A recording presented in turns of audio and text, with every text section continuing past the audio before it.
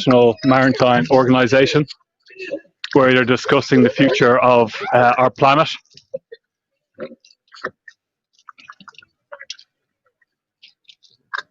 We can see here people are vomiting up oil.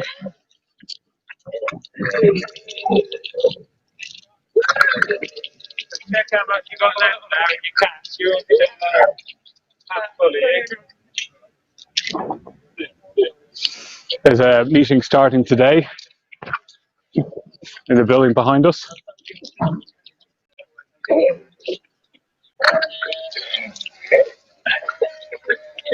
They're going to be putting in place agreed targets for the next 10 years. The targets that they're putting in place are simply not good enough.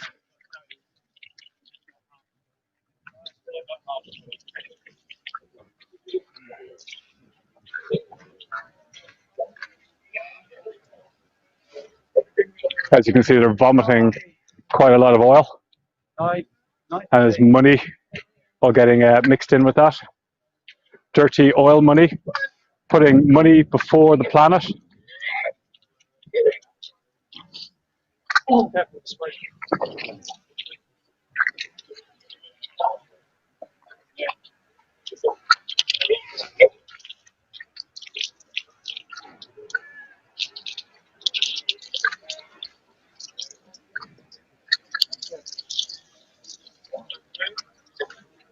You can see the dirty oil money mixing with this black oil that they're vomiting.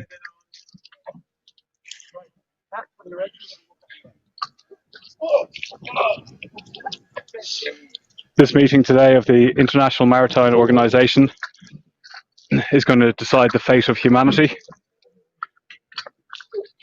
This very powerful group managed to sit outside the Intergovernmental Panel on Climate Change because maritime and aviation is not included in the targets. The targets that they're setting at the moment is simply not good enough. They're going to push us over 1.5 to 2 degrees of warming.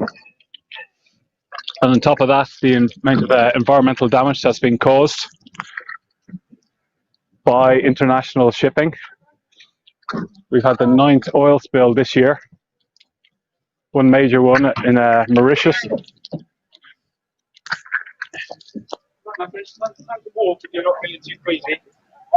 Oh, lovely. All right. Okay. Okay. Down the rest. Are you okay? You're not looking very well. Oh, poor thing, poor thing. It's all that bloody dirty money. In case you're just joining us now, this is Fergal from Extinction Rebellion. We're joining up with Oceans Rebellion here in central London, where there's a major international meeting happening today with the IMO, which is laying out the framework for the next 10 years of targets. And the targets that they've proposed to put in place are simply enough. They're actually they're so weak that they're enough to actually tip us over the 1.5 to 2 degrees warming that's been laid out by the Intergovernmental Panel on Climate Change. So this message is just telling them it's loud and clear that they need to be taking urgent action. As you can see, there's a vast amount of oil vomit coming out.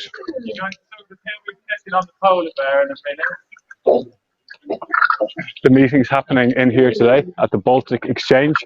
There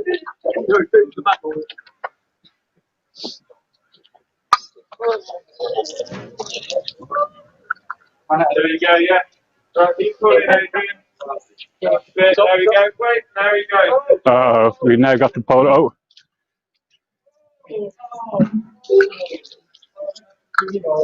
It's a very powerful visual message. Okay. Telling them what's happening. We really have reached the limit.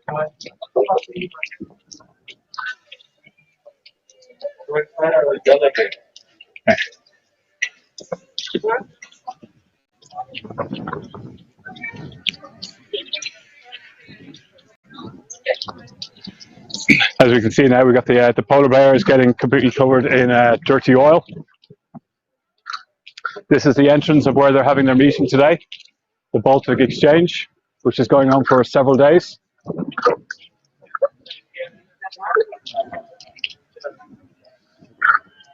We have these very powerful organizations that nobody gets to hear of, who gets to decide the fate of our planet.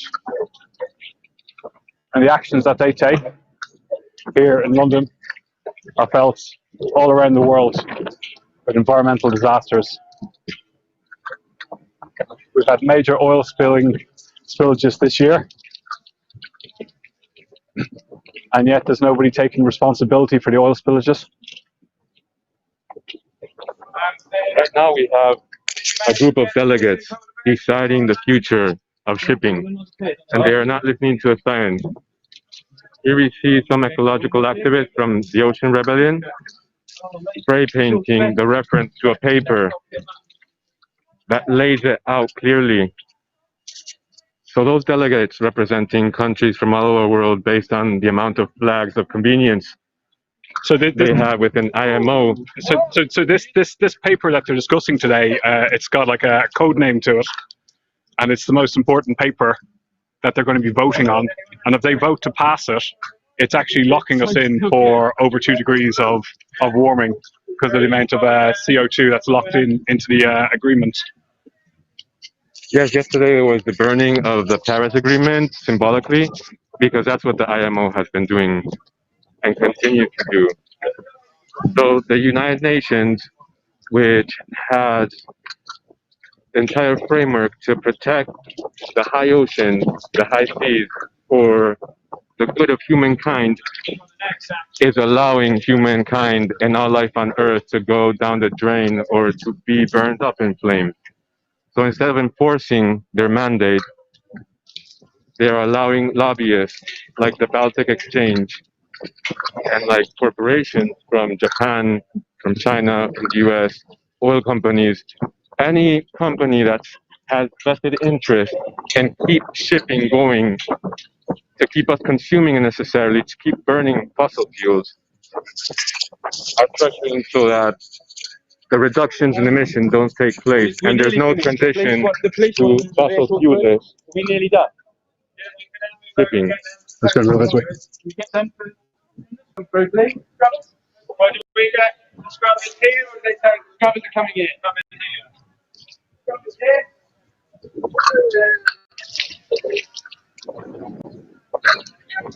So we see here the sign saying the fossil fuel lobbyist of the year is happening here in the Baltic Exchange. We've got the cleaners. It looks like we've got the toiletry cleaners just arrived, the dirty scrubbers. They've just been paid a lot of money. We can see there's a lot of money has gone in here. Look at that money. Look at all that money. So this is how it works. Something happens and they just throw money at the problem. When they throw money at the problem, it doesn't actually solve the problem. It actually causes more problems because it allows them legally to get away with what they're doing.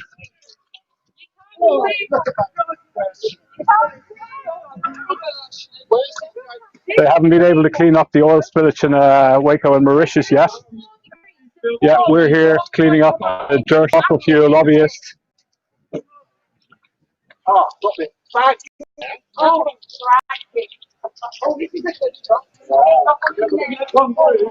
There you go. We got a car coming through. Look at all that dirty money.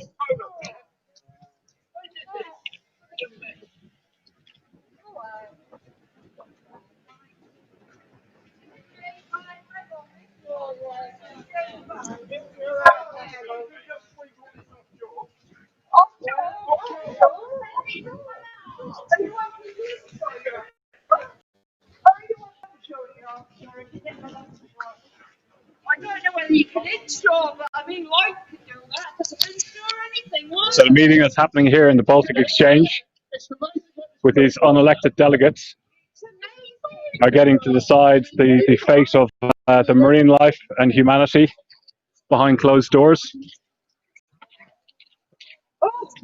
They want to expand the rights and sell off the rights for actually mining the oceans. So they're debating about the international oceans of giving licenses to companies to start mining. They're responsible for shipping routes. They're also responsible for watering down. The regulations got to do with bunker oils, bunker fuels, which is the dirtiest form of fossil fuels on the planet. It's the scum from the cracking houses, and the cracking house is a very large cylinder that contains vast amounts of crude oil, and they heat it up through a process, and then they go and they take off types of fossil fuels from it. So the very top of it that's used in aviation.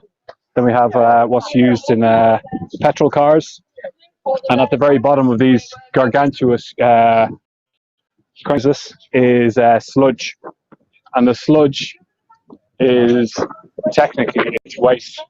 And what they do is this waste oil is given to the shipping industry, and they are allowed to actually burn it. They're allowed to mix it in and burn it. And there's no international regulations on the amount of toxins that can come out of a ship. So we have all these people, we're all very conscientious of reducing our electrical consumption and how we travel and what we do. And then what's happening is these people, these shippies, are able to go and they're able to go and they don't actually have any regulations to follow.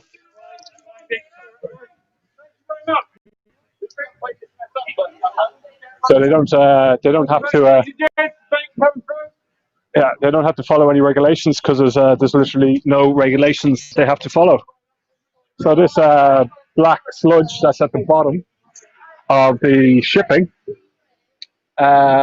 produces so much SO2, SO4, NO4, it's sulfuric oxides and nitrous oxides. They're the dirty black suds chemicals.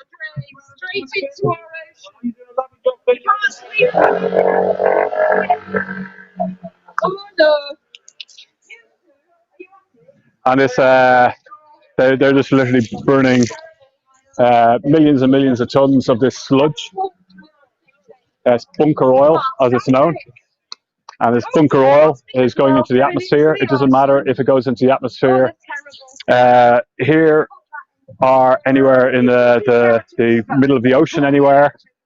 It all contributes to greenhouse gases, mainly carbon dioxide, but also, as I said, like black carbons, which is soot, and also all these nasty air particles that cause lung problems. Yes, so the list goes on. The police have now just arrived. They're just standing by, watching the cleanup, deciding what to do. They're just standing there.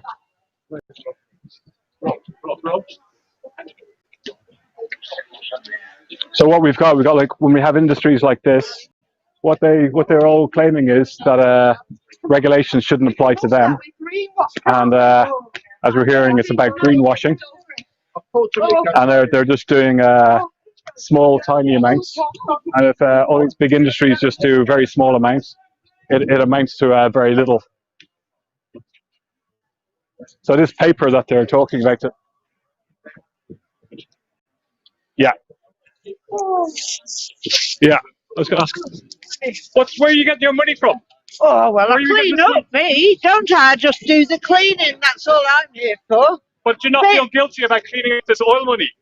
No, not if I get paid, no. You mean you take money from anybody? Absolutely anybody, yeah. Absolutely anybody. Yeah. As long as they've got some filth needs cleaning up. What about your children? Oh, well, I'll give them the money. It'll be fine. So they give you money and you clean up anything? Filthy messes, mainly, yes. The filthier, the better. Are they paying you a lot? Well, not quite enough. Yeah. But they keep it coming. Yeah. Yeah, look at this. I've got this. Got a little bit more here. Oh yeah, they keep it coming. You've seen a lot of money here to clean up dirty oil spills. It's a nice little number. I'm glad I got into this. Okay, keep up. Well, I was going to say keep up the good work. It's just shocking. Just going to have a look what's going on down here. We got the people who've been. We got all this dirty oil money all over the place. We got a lady here with a polar bear. Where'd you get the polar bear from? I just rescued it. You just rescued a polar bear. We got a conversation going on here with people who've been vomiting up oil. And we've got another conversation here going on with people who are been vomiting up blood. Oh, sorry, vomiting up oil. It will probably actually mix with oil as well.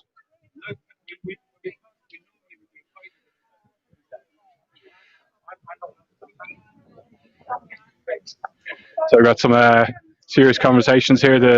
Looks like the police are assessing the situation with the oil spill. It's quite amazing that we can get attention with an oil spill, which is just actually vegetable oil and water, which is very easy to clean up, and with some pieces of paper.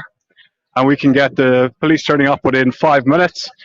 Yet we have international disasters happening around the world in oil spills that are affecting whole ecosystems and are destroying the livelihoods of millions of people and actually destroying the ecosystems, and yet are not getting cleaned up.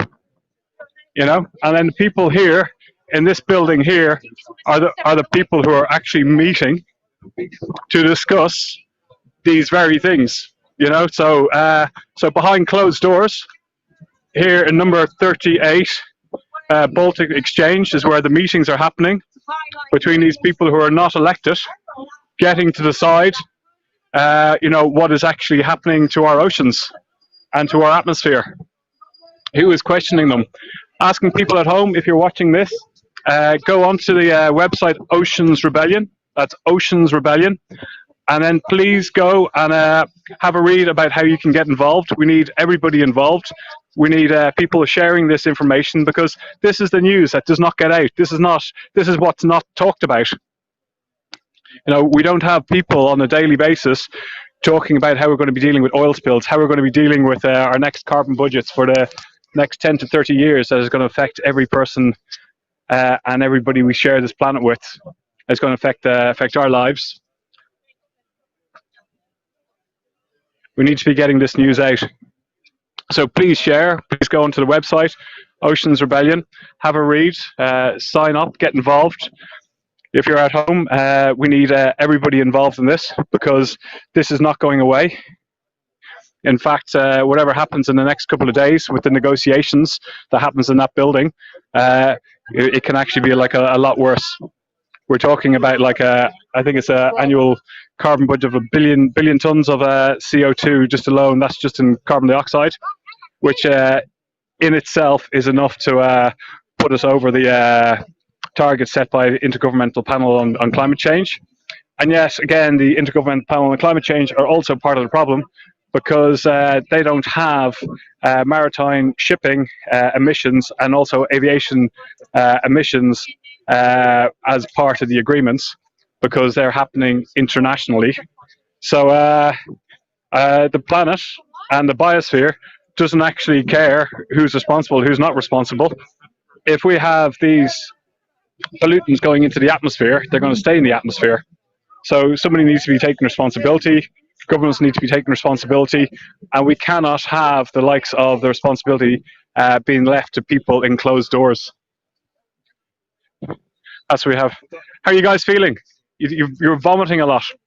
You're not looking very well. No. Very, very poorly. Yeah. Yeah, you seem to be vomiting up quite a lot of oil. A lot of oil, yeah? A lot of oil in shipping. A lot of oil and? A lot of oil in shipping. There's a lot of oil in shipping. It looks like, if it's looking at the amount coming out of you, it seems like quite a lot. And there's a lot more. I hope you feel better. You can see we've got oil all over the shirts here as well. The oil looks like the oil's melted your face. Is your face okay? No. You can see the destruction it's done to the face here. Absolutely shocking. You still got oil dripping down your chin. You can see the effects just here on these people with the from the oil spill. So you can imagine what millions of gallons of crude oil that's pouring into our oceans every year from oil spills, the effect that is actually happening on marine life. If the oceans go, we go. I was going to go and see if I could have a... Do you want to have just a quick word of what's going on here? Yeah. We're now having conversations about whether this is criminal damage or not, and whether we're in breach of COVID regs. Okay, okay. I was talking more about the actual action. Oh yeah, that was very nice. I enjoyed it. Yeah. Yeah, no, you know what we're doing. We're trying to draw attention to the negotiations of the IMO this week. Yeah. And if they pass the proposal as it stands, shipping has a free hit till 2030. So that will take up all of everybody's carbon emissions for 1.5 degrees. That's it. There we go. We've heard it quite clearly. So I'm just going to just pull back for 1 second. I was going to just check that I was going to put this in to make sure I'm... Just bear with me for 1 moment. Sorry, you couldn't just do me a favour and just hold that. Yeah. There you go. It's live streaming at the moment. Okay.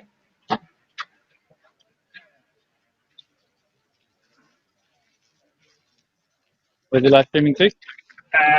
Global, yeah, XOR channels. Yeah, all channels. Cool. So, Any viewers at the moment? what's that? Any viewers at the moment? More or less. There always is. Yeah. Oh, mute the camera shut. Pick it up. Check. Vlad, can you hear me? Vlad, can you hear me? Direct.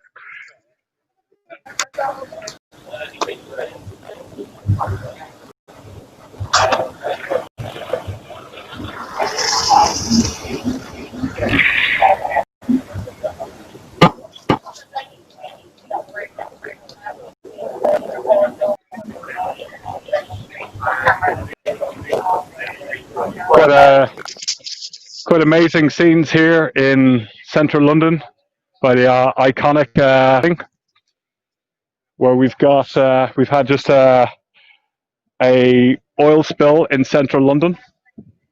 The oil spill is now getting very professionally cleaned up by the cleaners, who've been paid vast amount of money by the oil industry to clean up anything that they do and do a bit of greenwashing. We've got quite a lot of city police now have joined, are now talking to the people who've been vomiting blood. We've also got, as you can just see down here, we've got the entranceway to the building has already been cleared. Yeah, the speed of the cleanup is quite amazing. I think the people in the oil industry should be taking note on this. So I'm just going to have a quick conversation. There we go. Where's the guy from Mauritius? He's being targeted by the police. Oh, okay, okay. So the person who's going to interview is being. So I'm just going to have a quick word at you, Jules. So I'm just going to ask you a couple of questions. So I know that you're from Panama, and international shipping is a lot of it's registered in Panama. And what's happening in this building is they're negotiating a paper that they're going to vote on. Can you just talk a little bit more about what they're actually voting on and what they're talking about? So yes, what happens in the IMO is that they have delegates that get to decide and negotiate, supposedly along with NGOs, taking into account science. Yeah. What could be done to protect the high seas? It's a UN, United Nations body. But the delegates that are in there are representative of the amount of flags of convenience that each ship has, or that each country has put on ships. Yeah. For a fee. There you go. So, but it's all about money. Yeah. So it's all about money. Yeah. So basically, what's happened is that countries like Panama, that have the largest fleet in the world, yeah, over 6,000 for several reasons. Because there's the Panama Canal, it's a tax haven, less stringent working laws, in a country full of corruption. My country is full of corruption. You got to think. It's countries like these, like lobbyists like the Baltic Exchange, countries like Japan with vested interest in oil tankers, Japan, China, US, and they're going to vote to continue business as usual or even raising emissions.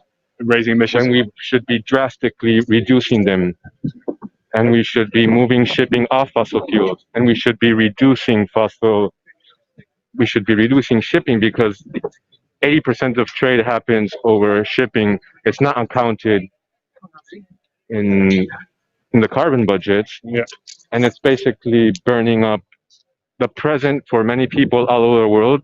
Just think about all those disasters that we've had in 2019. Okay, so talk about disasters. We're going to play a video clip now of to give you an idea of the disasters that are happening. Over to you, Vlad. Can you play the video for us, please?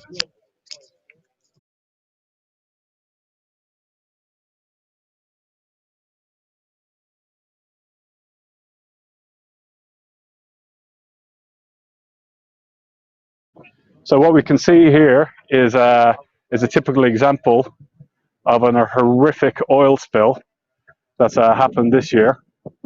And when an oil tanker cracks open, what it's got is a lot of times this vast amount of unrefined oil, which is the dirtiest type of oil that you can have. Also, when oil spills happen, the responsibility is very hard to actually determine who's actually responsible, because when you see where the ship is registered to, a lot of times they don't take the necessary responsibility. And when it does happen, the cost and the ecological cost is absolutely horrific. We can see here, we can see marine life struggling in the oil. We've got I think it was about 90 whales are washed up to shore in Mauritius just straight after this happened.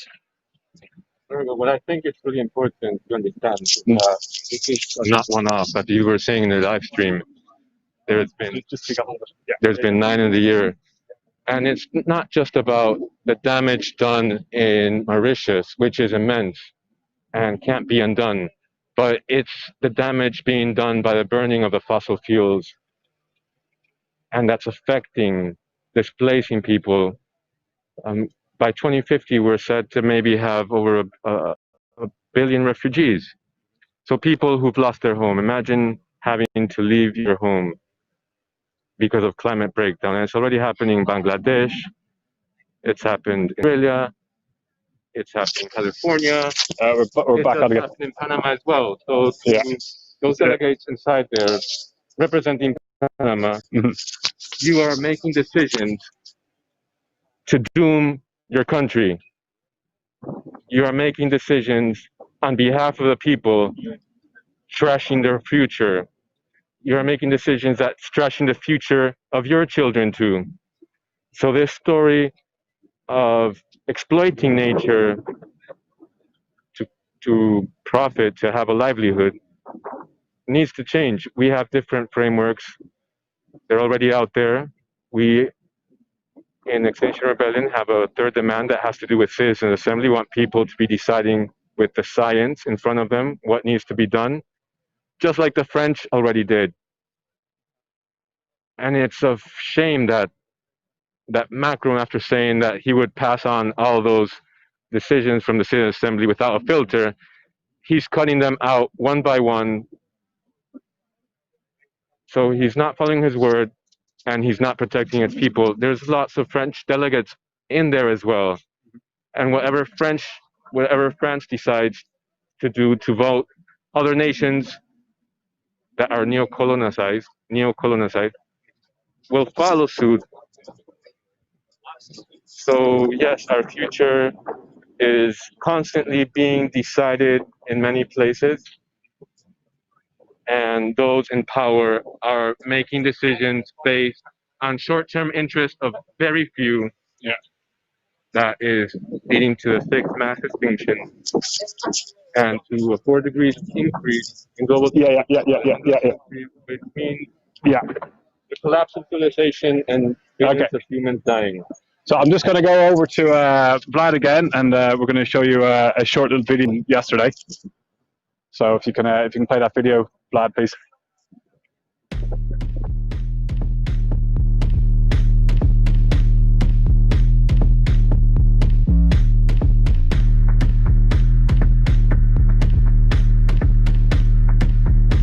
So we arrived here today with our Viking ship that we built and our sail which says Paris Climate Agreement on it. We were wearing masks made from oil canisters which we found washed up on a beach. And we set light to the boat and the sail ignited as a visual demonstration of the Paris Climate Agreement going up in flames.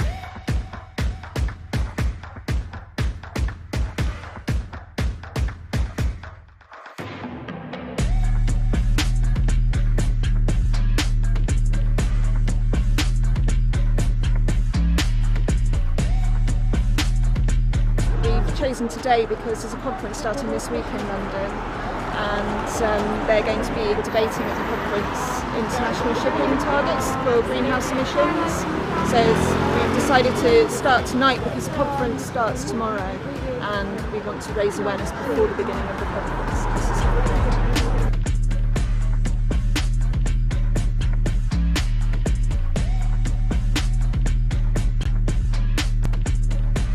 We're here to raise awareness of the issue surrounding the pollution caused by the shipping industry, the types of fuel they use, and the lack of regulation and the lack of action on behalf of the shipping businesses to tackle this issue as an emergency. They're trying to increase the emissions. They should be aiming to reduce them dramatically immediately.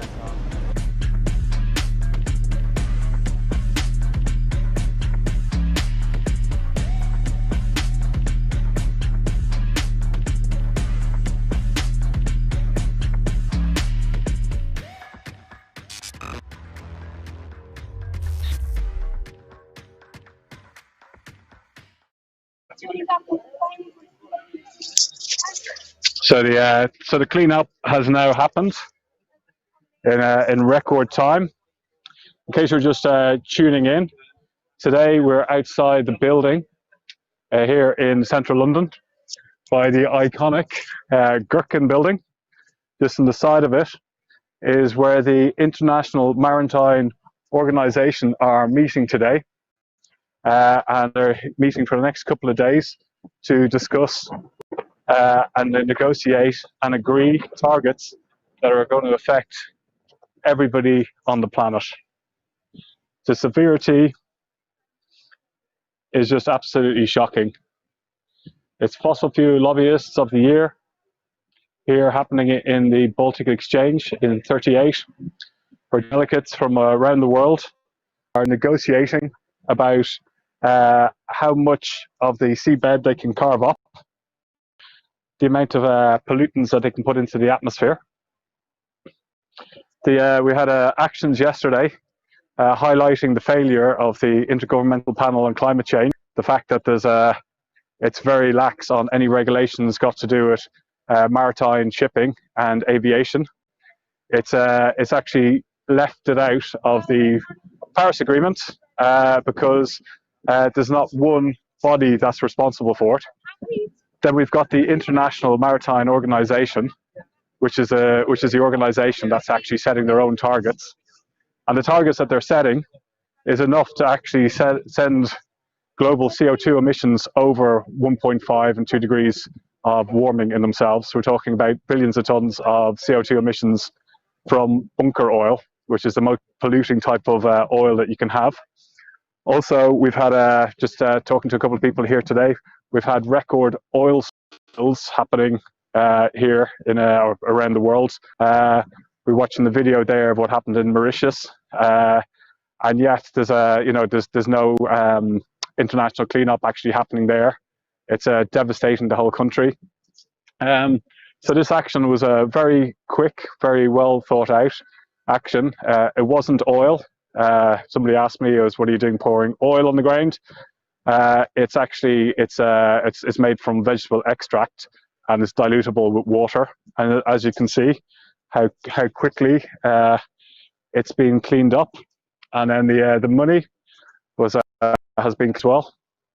So there was action happened yesterday, calling out the IPCC for their lack of action. So we're asking people at home, if you want to get involved, okay, we need everybody involved in this because this is not getting publicised. You can go to Oceans Rebellion. That's Oceans Rebellion, and at Oceans Rebellion you can go and you can sign up. You can get a newsletter, but more importantly, we need more people involved, and we need people to spread the word on this. The paper that they're talking about, it sounds like some code from Star Wars, some very kind of obscure, just a couple of digits and letters. Has such an important significance that we actually need to get on top of this, and we need to be calling them out, especially today, tomorrow, and the next day while the conference is going on. So you can get on, lobby your MP. Please share this. Please Google what's actually happening as well. The IMO. Have an understanding. We need to get everybody on top of this now. So everyone's like talking about like COVID restrictions, and they're talking about like COVID emergency. But this country here, the UK, declared a climate emergency last year, and since then has taken pretty much no action, as if there's no emergency happening.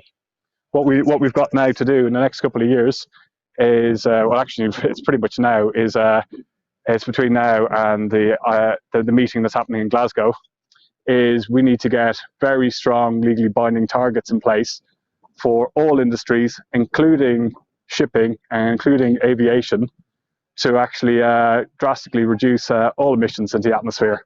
Okay, not expanding licensing for extracting minerals from the seabed, which is actually happening. So we can see there's people now who just the last couple of people have just left. We got one person here who's talking to the police behind me. Everybody else is now left, walking down the street. So yeah, so you can have a catch up from the video yesterday, and yeah, we're just a big reminder. You know, if you are in lockdown and you are at home, there is plenty of things that you can be getting involved in. There's a digital rebellion. Please, you know, now is the time for action. You know, the governments are sleepwalking into disaster. When the likes, we can have one industry alone, maritime shipping, can get away with literally murder, and nobody's doing anything about it. So yeah, so please share this. Please talk to your friends about it. Please get involved. You know, we need everybody taking all the actions that they can. So I'm going to sign off. I don't know if Vlad has one last video. Oh, just before. Oh yeah, just before. We just had the police van arriving just now.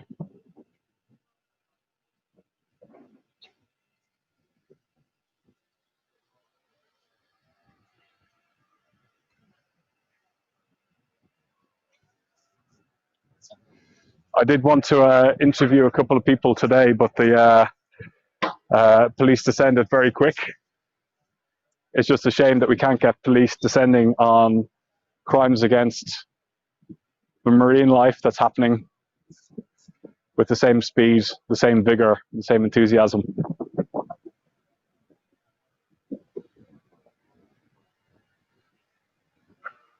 So, yeah. Okay. Well, I'm gonna sign off. This is Fergal from XOR, and thank you everybody for Rebellion for putting together such a very powerful visual display of actually what's happening. And please, as I said, just don't just watch this. You know, we need you to share it. We need you to Google and understand. That's the International Maritime Organization. The conference that's happening. Go onto Oceans Rebellion, read up about what's happening, and be informed. Okay. Till next time, thank you very much.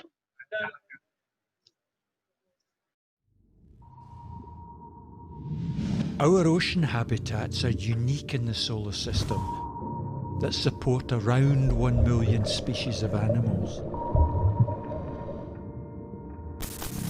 This is too precious to lose. Oceans produce over 70% of the oxygen we breathe and absorb millions of tons of carbon dioxide. And they regulate our climates with their currents. If we look back at the 5 mass extinctions in Earth's history, 4 of them were caused by disturbances to the global carbon system. Burning fossil fuels is changing the ocean's chemistry more rapidly than at any time. At a rate which is probably 10 times greater than any of these mass extinctions or any of the smaller extinctions that we've seen on the planet Earth. Stop the destruction. Clean up the mess. Do we want to end like this?